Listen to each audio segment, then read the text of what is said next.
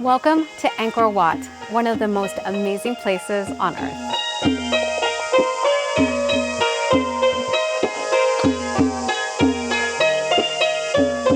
It feels so small compared to this. Good morning from Siem Reap, Cambodia. It is 4:30 a.m. It's so early, but we are up this morning for a very good reason. Well, I'm up and ready to go, and right now I'm trying to make sure that Alan gets up in time because we've got a tuk-tuk driver coming in 10 minutes and we can't be late. Hello, how are you? Nice to meet you. Is it Parik? Piri, my name Piri. Piri, nice to meet you. All right, this is our tuk-tuk driver for the day. This is what Siem Reap looks like in the morning. It's actually not that empty because everyone is going to Angkor Wat for the morning. It is the hottest time of year right now, and so normally sunset is popular, but now it's absolutely necessary. Everybody's out, and actually it looks like there might be a group of cyclists. Either they're going to work or they're going to Angkor Wat. I'm too lazy for that. So we bought our tickets online, which was so easy. So we don't need to go to the office. There's only one office that actually sells the tickets if you don't buy online, which is out here, out of town. So thankfully they moved to an online system, and it makes it so easy. You get a QR code, and then that was just 2 seconds, which is great. All right, there's not much to see right now, but all the tuk-tuk drivers are dropping everybody off. You have to walk to Angkor Wat. And so our driver just asked us if we wanted water. There's water outside here, but we picked up some stuff beforehand. And then he just said, there's sunrise, you can walk around a little bit, then at 7:30 you can climb to the top of Angkor Wat. When we're done that, to come back here, and he will take us to the next temple. I'll explain a little bit more about the circuit once there's light, because we're gonna have to turn off the light here as we are about to go into the dark. It looks like this is one more time to scan our ticket. Thank you. So yeah, we're now back to walking in darkness. But what you can see is, well, I don't know if you can see, we're walking across a bridge. This is the moat. So ahead of us, what you can't see is Angkor Wat, and then on both sides, it's a moat. Everyone's walking in the dark. Oh, somebody's got a flashlight.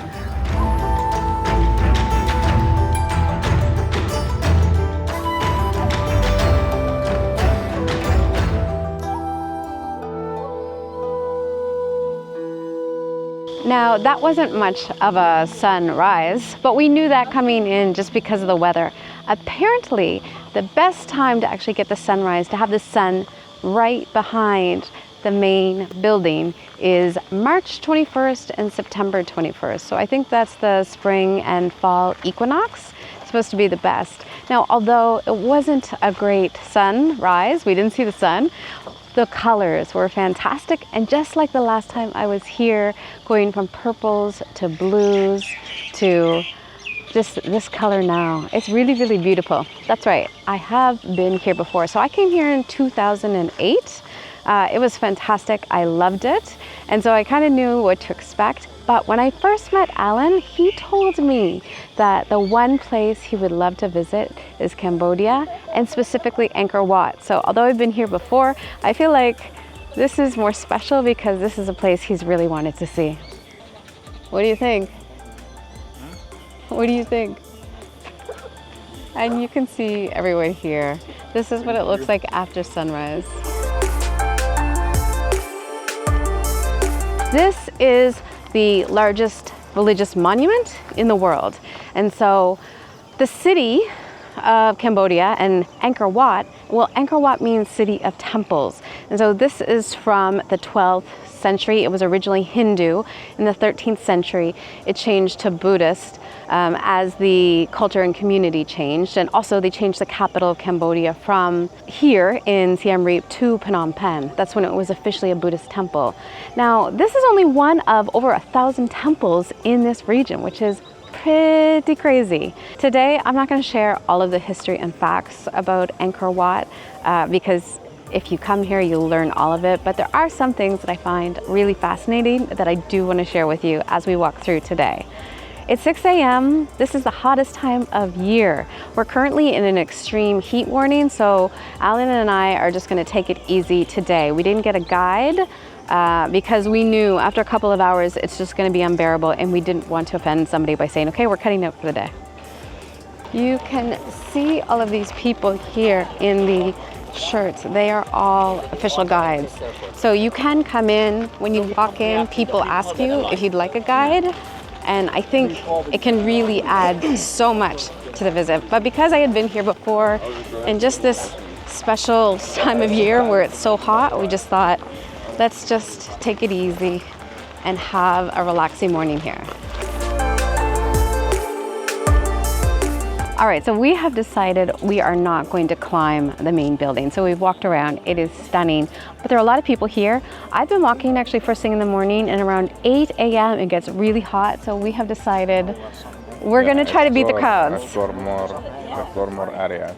Yeah, we're gonna go meet our tuk-tuk driver. We just sent him a message to say we're gonna try to beat these crowds, go on to the next places, because everyone right now is either having breakfast or just hanging out because they're waiting for that 7:30 climb to the top.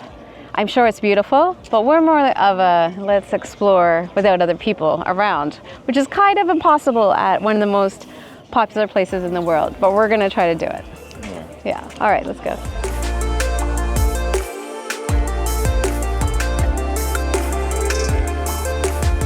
We are trying to leave. We keep walking out, but the sun keeps looking amazing. It's like this red ball of fire, and the colors here keep changing. But really, no, we gotta go. You have to have a plan when you come here, otherwise you could spend too long in the first location and then you'll never get to see the other ones. And the other ones are also really cool. This is most famous, but the other ones are really special. So we are leaving this gorgeous sky here and moving on.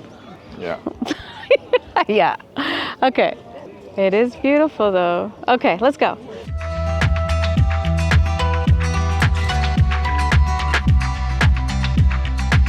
I don't know how our driver knew what we looked like because it was so dark. I was sending you a picture of me so you would know. So the next stop. Yeah, at Bayon. Bayon. Yeah. Okay, perfect. Now you definitely need transportation to get to the different temples because they are a bit of a distance away. When you hire a tuk-tuk driver, you basically hire them for the day. So they're there to go as long as you want to go. They know all the places, they know the circuit. If you need water or anything, they can help you with that. What is crazy to me, is the price to hire a tuk-tuk driver for the day. For the small circuit is $15 US. For the large circuit, it's 25. These are the prices that were set in 2008. 2008, over 15 years ago when I first visited, it has not changed. Those are the standard prices. So, when you work with a tuk-tuk driver, please tip them well. You know, they spend all day with you. It's not like they drop you off, they come back later on. They're basically there with you all day, waiting for whatever you need. And these prices are not enough. And so when you hire these drivers, remember, they have families to support, children in school.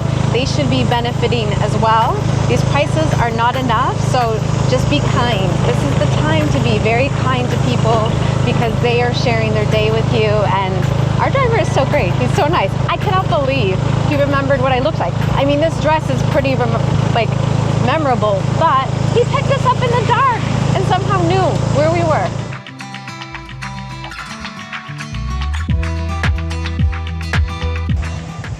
Okay, thank you.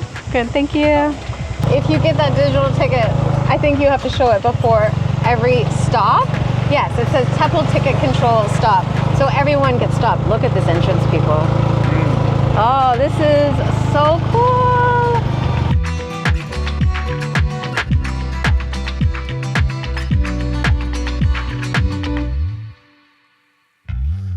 Alan, you asked me if the other temples would be as impressive. What do you think about entering this one? I like the gate more. You like the first one more? Well, it's the bigger. second one. You like this gate better. It's very cool. It feels like you're going into like another world. Yeah. Yeah. This is me shooting video of this entrance behind the scenes. Alan's on top of me, and this is what it looks like. Oh, look at this entrance. Seriously.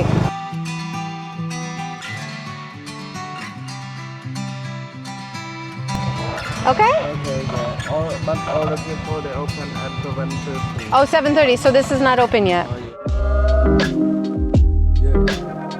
All right, so technically, right now, it's still 7 o'clock, so you can't take pictures. So we asked our driver, and he actually says, taking pictures here, that's okay, just not to enter the temple.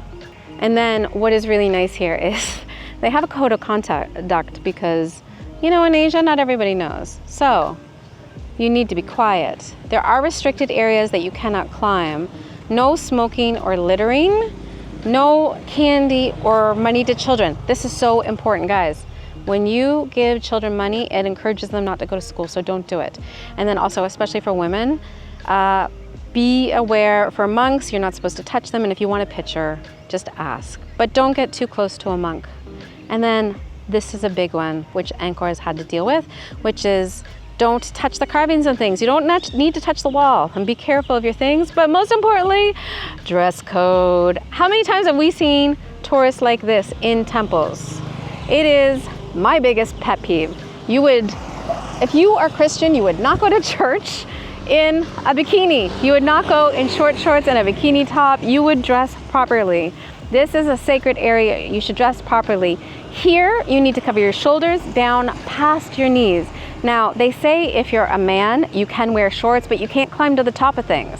So, buying long pants, you can see Alan behind me. He bought a pair of $3 pants in the market. They're cool. They keep away the bugs early in the morning.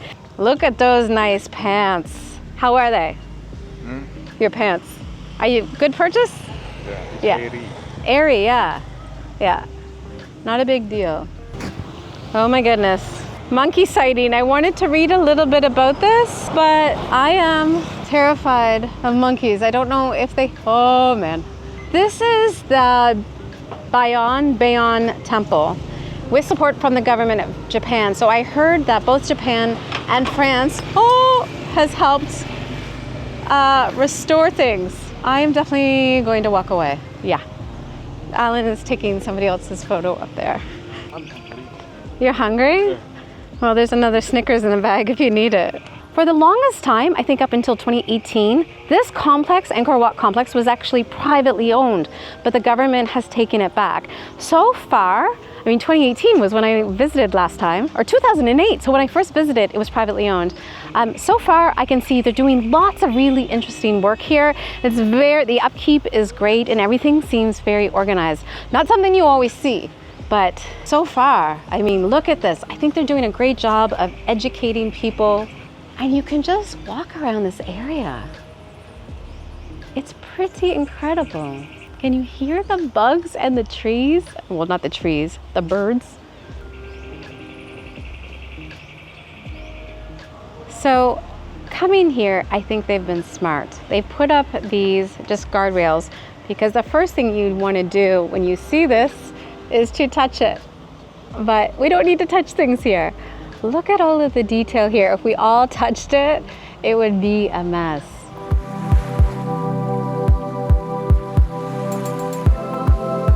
I feel very fortunate right now because it's actually a bit cloudy. It said it might rain today. It's very humid, but the sun, which rose, is not out on top of us, which gives us a little bit of extra time. This is the second point of the small circuit, and so there's still not the tour groups yet. That's what we wanted. You've got a lot of independent travelers on their own, but for the most part, you can hear bats, birds, insects, us. That's it. As for mobility, I would say there are good stairs like this. And then there are a lot of just big cobblestones. I guess don't call it cobblestones if they're big. You do need good shoes. Alan is wearing flip-flops, but I've got my good sports sandals on. You can still see there's a lot of restoration going on in this site. And they have to tell people don't climb that, which is crazy.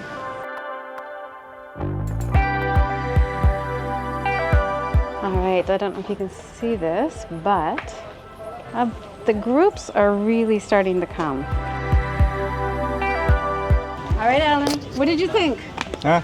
Bayon Temple, what did you think? It's good. Is that all you have to say? It's good. What was your favorite part? I think this one. This is your favorite so far? Yeah. Over the main complex still? Yeah. It is pretty cool with all those spaces. You can see that trees. This tree is so amazing. Well, if you like this tree, wait till you see the tree later on. Now we're leaving because we're trying to just get a little bit ahead of the groups. We're not an anti-tour group. We take tours.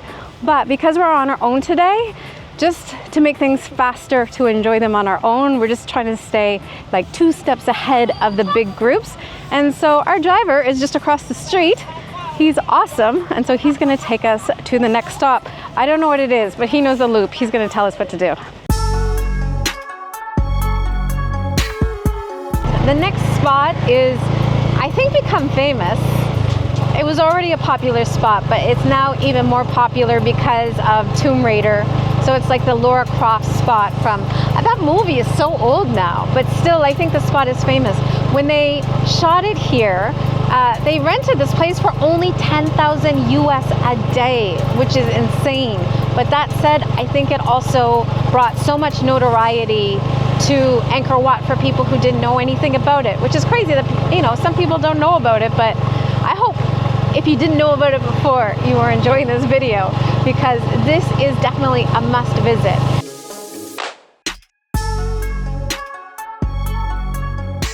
There are monkeys here, and actually I asked if they are friendly, and they said, be careful.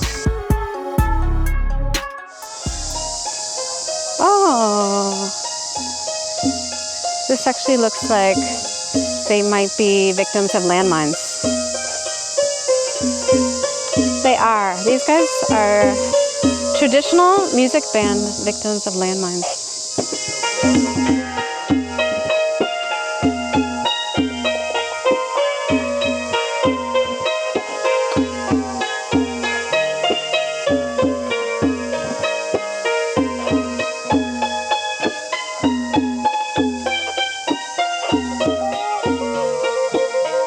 What I will say is that was fantastic. I love that they do this in the park. You know, there are a lot of victims of landmines in Cambodia, and there have been a lot of really good organizations that try to train people how to do things, to manage what could be a very tough life. I love to see the musicians, and I also think it's better to support the organizations and the shops and things that employ these people who have just suffered so much than to give money to people on the street. It's hard not to give money to people on the street, but I just feel uncomfortable sometimes. Kids, I never give money to. You give money to kids, they're not going to go to school. But in other cases, you always see people wheeled around. And so it makes me wonder, like, are they getting the money? Or does someone just pick them up, wheel them around, and then take the money from them? So Cambodia actually does have some really good organizations. On my website, Bacon is Magic, a friend of mine, Sam, works in a youth center here, very connected to lots of really great NGOs. She has given me a list of great restaurants to support local food and social economic enterprises, and then also places where to get souvenirs. So I will share the link below with you for that, because I think we should be giving back. We just want to make sure we're giving back to the right places and that people are actually benefiting. So you can see here, this is actually an archaeological survey of India, because as you know, this was once originally a Hindu site.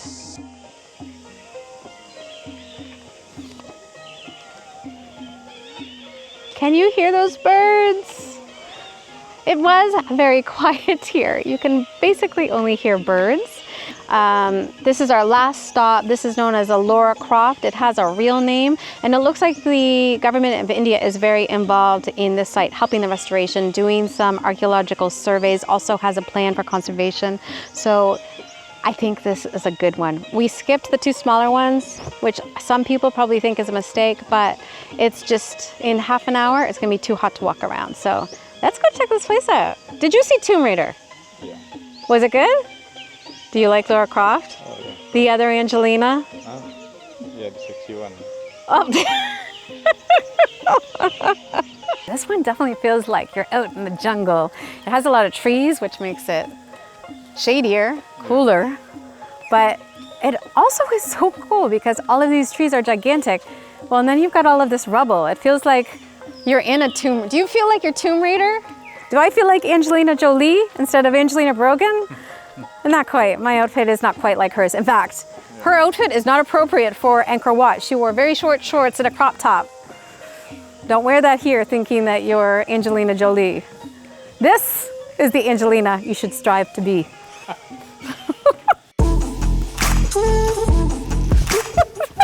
I feel so small compared to this. Show to the top.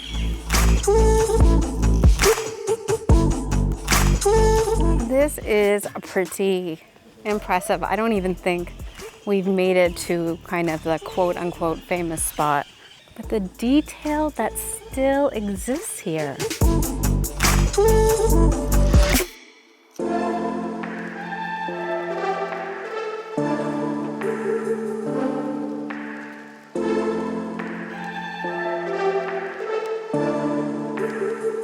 I think we're coming up to the famous Lara Croft Temple because I can see the tree. Now I've been here before, but I think from the inside, that's where you see that famous shot that so many people get, that we're probably gonna have to wait in line to get because there are so many groups here. We'll see how it goes.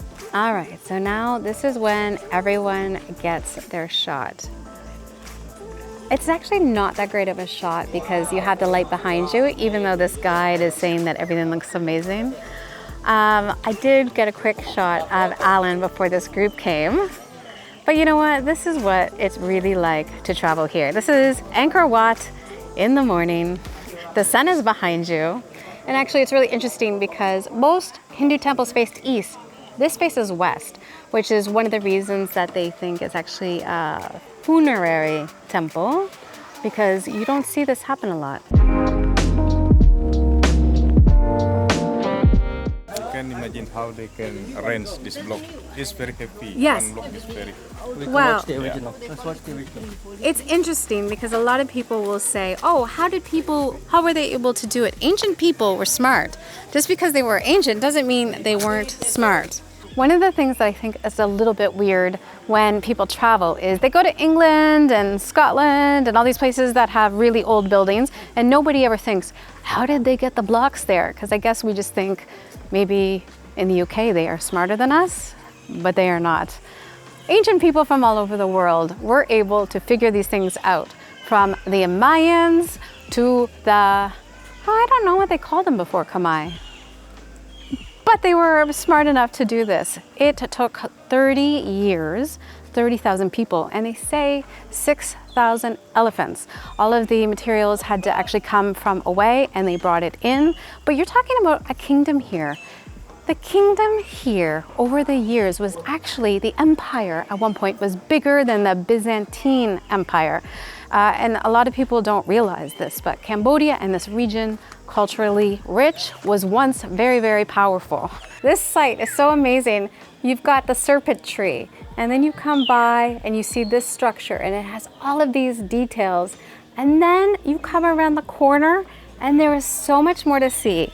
I can see why they call this the special place, because I think they saved the best for last. And then actually what I just realized was, as you come back around this corner, you have another one of these giant trees.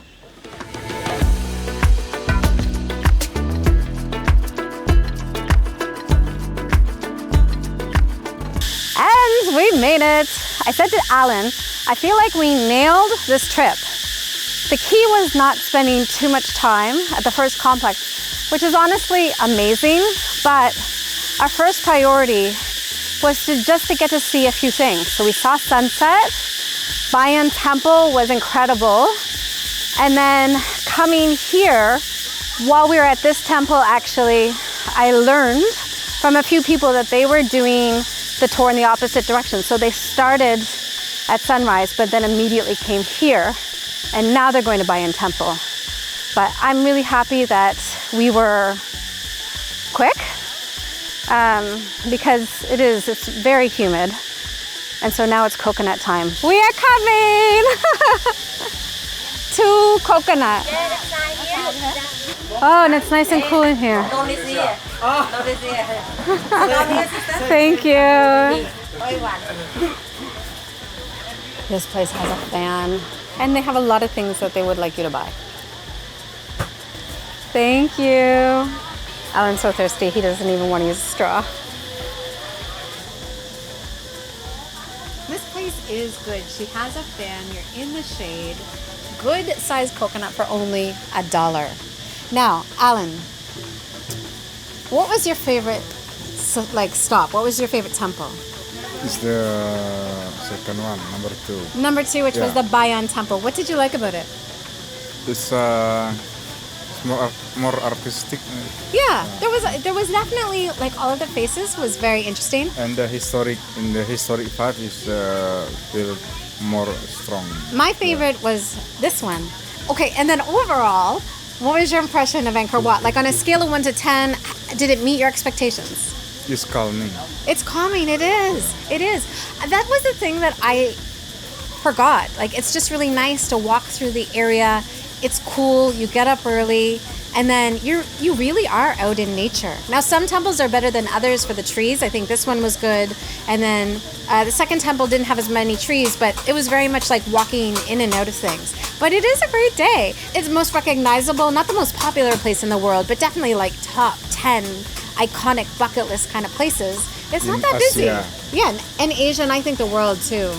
Like I think people all around the world probably know about Angkor Wat or have seen pictures, but yeah, this was actually great. In the next video, we're also going somewhere historic, but not as old as this. It should still be quite interesting. I can't wait to go. I will see you in the next video where you see where we are and you're not gonna believe it either.